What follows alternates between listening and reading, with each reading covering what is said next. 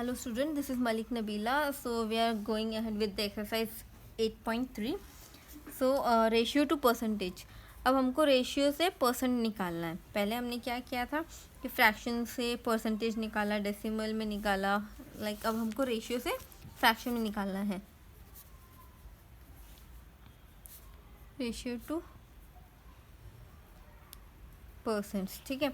Some time parts are given to us in the form of ratio. कभी कभी हमको ratio के उसमें पार्ट्स दिए रहते हैं and we need to convert those to percentage. Consider the following example first हम देखेंगे.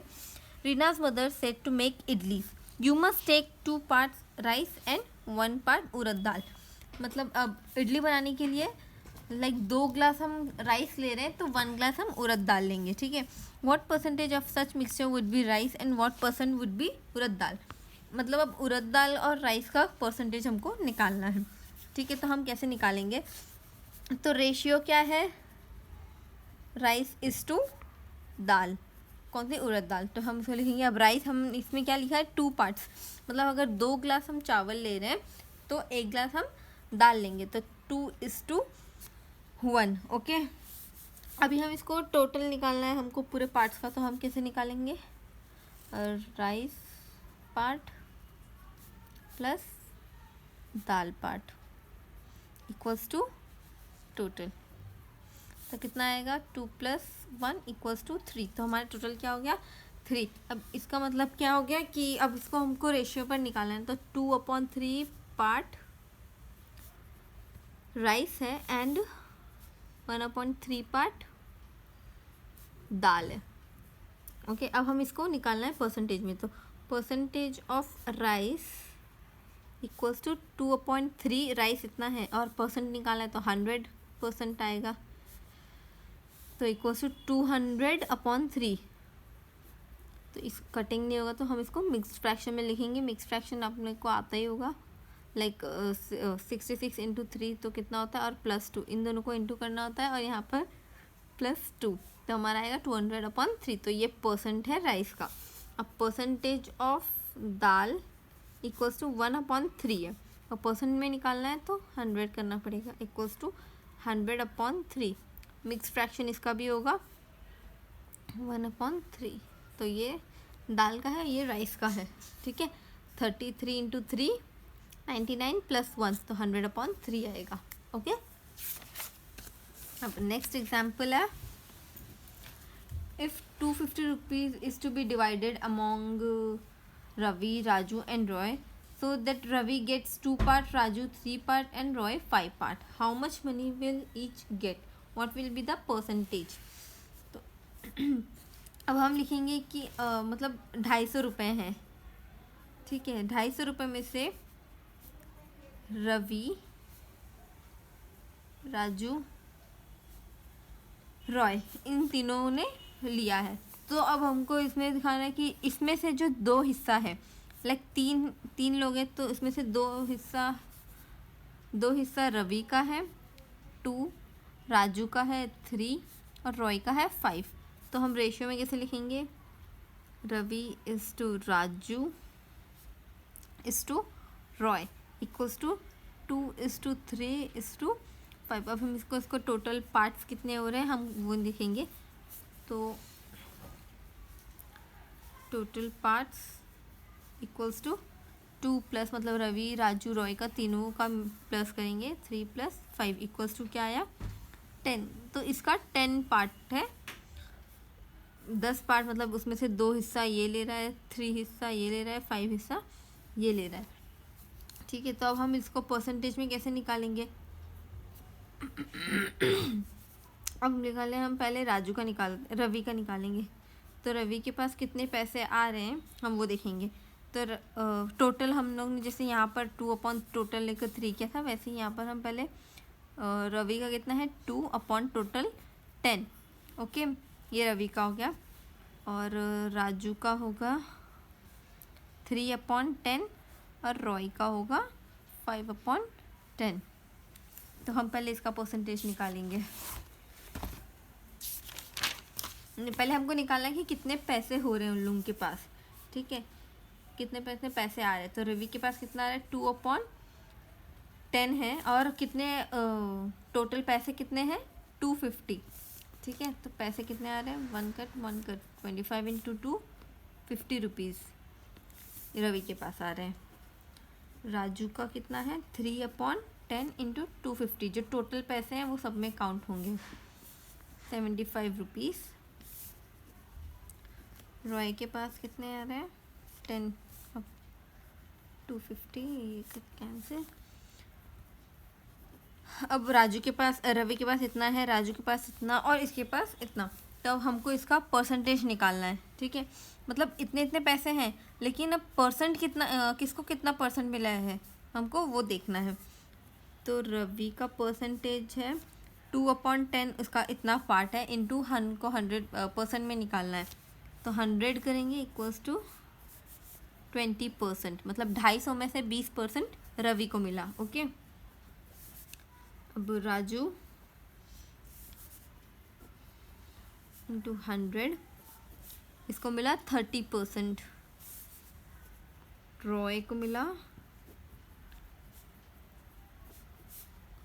50%। तो हमने इसको परसेंटेज में भी निकाल दिया और किसको कितने पैसे मिले हमने वो भी निकाल दिया। 250 रुपये में से 50 रुपीज़ इसको मिला, 75 रुपीज़ राजू को, 125 रॉय को, और इसको परसेंट में भी निकाला तो इसको 20%, इसको 30% और इसको 50%, okay. This one you will try by your own, okay. Then हम नेक्स्ट टॉपिक की तरफ जा रहे हैं, इंक्रीज और decrease as percent. There are times when we need to know the increase or decrease in certain quantity as percentage. For example, if the population of a state increased from 5,50,000 to 6,05,000, then the increase in population can be understood better if we say the population increased by 10%. इसमें हमको ऐसा दिखाना है कि like पहले population इतनी थी, मतलब 5,50,000, अब वो बढ़ गई है 6,05,000 से। तो हमको ऐसे नंबर्स में तो बता नहीं सकते, लेकिन हम ये बता सकते हैं कि पॉपुलेशन 10% इंक्रीज़ हो गई है, okay. How do we convert the increase और decrease in quantity as percentage of the initial amount, consider following the example. First example देखेंगे, a school team won 6 games this year against 4 games won last year, okay. तो this year उन लोगों ने कितना जीता 6 games, और उन्होंने last year कितना जीता था 4 गेम्स, ठीक है। अब हम लोग इसको कैसे करेंगे, तो increase in number of the game, increase in the number of wins, मतलब वो लोगों ने कितना जीता, कितना इंक्रीज हुआ। तो this year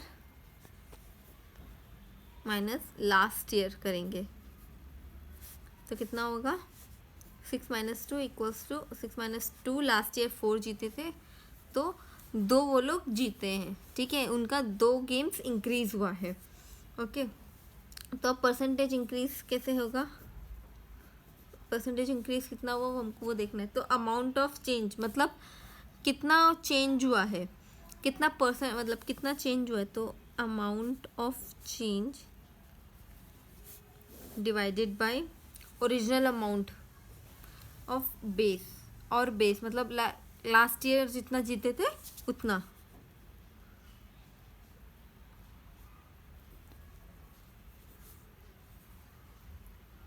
amount last year मतलब लाइक टोटल लास्ट ईयर जो जितना जीते थे वो आएगा, इनटू हमको परसेंटेज में निकालना है तो 100। तो कितना हुआ है इंक्रीज, कितनी हुई है विन 2 इंक्रीज हुई है, ठीक है। और लास्ट ईयर हमारा कितना था 4, और परसेंटेज कर निकालना है तो 100, तो 1 इक्वल्स टू 100/2 इक्वल्स टू 50%। मतलब लास्ट ईयर से लाइक लास्ट ईयर 4 गेम्स जीते थे तो 4 का 50% एक्स्ट्रा वो लोग अभी जीते हैं। तो टोटल में कंफ्यूज मत होना, लाइक 6 गेम्स का और 4 गेम्स का ऐसे कंफ्यूज, हमको लास्ट ईयर से कितना परसेंट इंक्रीज हुआ, तो लास्ट ईयर से 50% और इंक्रीज हुआ है, okay. Next, the number of illiterate person in the country decrease मतलब यहाँ पर डिक्रीज हो रहा है, decrease from 150 lakh to 100 lakh in 10 years. मतलब 10 सालों में से 150 लाख लोग थे पहले जो इलिटरेट थे, लेकिन 10 साल के जो पढ़े लिखे नहीं थे, लेकिन जो 10 साल के बाद है वो 100 लैक्स हो गए। ठीक है, तो what is the percentage of decrease. अब हमको निकालना है कि परसेंटेज ऑफ डिक्रीज कितना है। तो ओरिजिनल अमाउंट पहले हम निकालेंगे। ओरिजिनल अमाउंट क्या है, जितने परसेंट मतलब कितने लोग इलिटरेट थे।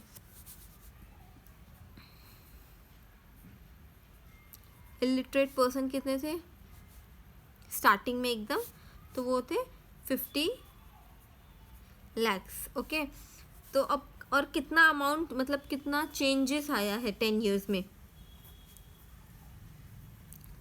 तो लास्ट ईयर कितना मतलब 10 साल पहले कितना थे, बिफोर 10 ईयर्स 150 लैक्स थे, और 10 साल के बाद कितना हुआ 100 लैक्स, तो कितना हुआ 50 लैक्स चेंजेस आए हैं। ओके, तो हम इसको हमको परसेंटेज में करना है, तो हम लोग इसको परसेंटेज में कैसे निकालेंगे। अमाउंट ऑफ चेंज मतलब इसको हमको परसेंटेज निकालना है। ठीक है, परसेंटेज ऑफ डिक्रीज, क्योंकि यहाँ पे हमको दिख रहा है कि डिक्रीज हुआ है, तो percentage of decrease equals to amount of changes divided by जो ओरिजिनल अमाउंट था, मतलब जो इनिशियल मतलब स्टार्टिंग में जितने लोग इलिटरेट थे, तो अमाउंट इंटू 100 करेंगे क्योंकि हमको परसेंटेज निकालना है। तो अमाउंट ऑफ चेंजेस कितना था 50, ओरिजिनल कितना था 150 इंटू 100, 0 0 गेट कैंसिल, 3 2, कितना हुआ 100/3। तो इसका कटिंग नहीं होगा, तो मिक्स फ्रैक्शन क्या होगा 33.31%। ओके, तो परसेंटेज ऑफ डिक्रीज कितना है 33/1/3। ओके, और ये जो यहाँ पर है ट्राई दिस, अपने आप से कर लेना। Then will go with the price related to an item और बाइंग एंड सेलिंग। अब यहाँ पर है प्रॉफिट और लॉस का, like cost price, selling price. ठीक है, तो the buying price of an item is known as cost price. अभी हम कुछ चीज़ खरीद रहे हैं किसी के पास से, तो उसको हम कहते हैं cost price. It is written in a short form CP, इसको हम CP बोलते हैं कॉस्ट प्राइस को। The price at which you sell is known as selling price, और इन शॉर्ट SP। मैंने ये पेन ख़रीदा है लाइक 10 रुपये में, तो इसको हम बोलेंगे कॉस्ट प्राइस। और मैं ये पेन किसी को बेच रही हूँ 12 रुपये में, उसको बोलेंगे selling price. Okay, what would you say is better to you sell the item at the lower price, same price और higher price then you buying price. You can decide whether the sale was profitable और not depending on the CP and SP। अब यहाँ पर cost price और selling price क्या है, उसके ऊपर डिपेंड रहता है कि हमको प्रॉफिट हो रहा है कि लॉस हो रहा है, हम वो देखेंगे। अगर CP is SP is greater than you made a profit, तो वहाँ पर फॉर्मूला क्या आएगा SP माइनस CP। मतलब SP मैंने ये पेन कितने रुपए में ख़रीदा 12 रुपये में, तो 12 रुपये मतलब सेलिंग प्राइस है मेरा, और कॉस्ट प्राइस क्या था मैंने कितने में ख़रीदा 10 रुपये में, तो 12 माइनस 10 कितना होता है 2, तो मतलब 2 रुपये मुझे प्रॉफिट हुआ। If CP equals to SP मतलब मैंने ये पेन 10 रुपये में ख़रीदी और 10 रुपये में ही बेची, तो ना मुझे प्रॉफिट हुआ ना मुझे लॉस हुआ।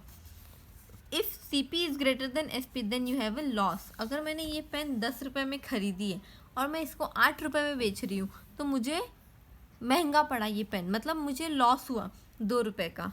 Okay, let us try to interpret the statement related to price of item. A toy bought for ₹72 is sold at 80 rupees. ठीक है, अब यहाँ पे एक टॉय है जो ख़रीदा गया 72 रुपीज़, मतलब उसका हम बोलेंगे CP, और उसको बेचा गया 80 रुपये में, मतलब SP। तो दोनों में से बड़ा कौन है SP ग्रेटर देन CP। तो यहाँ पर हम कैसे लिखेंगे SP माइनस CP, तो क्या आएगा SP में 80 माइनस 72 इक्वल्स टू 8, तो मतलब मुझे 8 रुपये का प्रॉफिट हुआ। ओके, नेक्स्ट क्या है, a T shirt bought for ₹120 and sold at ₹100। Okay, T shirt है वो मैंने ख़रीदा 120 रुपये में, मतलब मेरा CP है, और मैंने बेचा कितने में, 100 रुपये में, ये मेरा SP है। तो CP ग्रेटर देन SP, देख के ही समझ में आ रहा है कि ये 120 बड़ा है तो CP ग्रेटर रहेगा, तो CP minus SP loss equals to इतना। तो CP कितना है, 120 माइनस 100, यहाँ पे 20, मतलब मुझे 20 रुपये का लॉस हुआ। Okay, third, a cycle bought for ₹800 and it is sold at 940। तो साइकिल कितने की खरीदी मैंने, 800 रुपये की, विच इज़ CP, और बॉट कितने मतलब दूसरों को सोल्ड कितने में की, 940, तो ये है SP। ठीक है, अब SP और CP में से कौन सा बड़ा है, SP बड़ा है, तो SP ग्रेटर देन CP, तो प्रॉफिट हुआ equals to SP minus CP। तो SP कितना है, 940 माइनस 800, कितना बचा, 140, मतलब मुझे 140 रुपीज़ का प्रॉफिट हुआ। ठीक है, अब SP सेलिंग प्राइस मतलब लाइक प्रॉफिट लॉस थोड़ा सा कंफ्यूजिंग है, बिकॉज ये आपके लिए अभी नया नया स्टार्ट हुआ है, तो मैं यहीं पे स्टॉप करती हूँ। पहले आप ये परसेंटेज रेशियो वाला सब ख़त्म करिए, उसके बाद हम प्रॉफिट लॉस का स्टार्ट करेंगे, तो वो आपको ज़्यादा अच्छे से समझ में आएगा। आप इसमें और इसमें कंफ्यूज ना हो, इसलिए मैं यहीं पे स्टॉप कर रही हूँ। ओके, कुछ भी डाउट रहेगा तो you can ask. Thank you.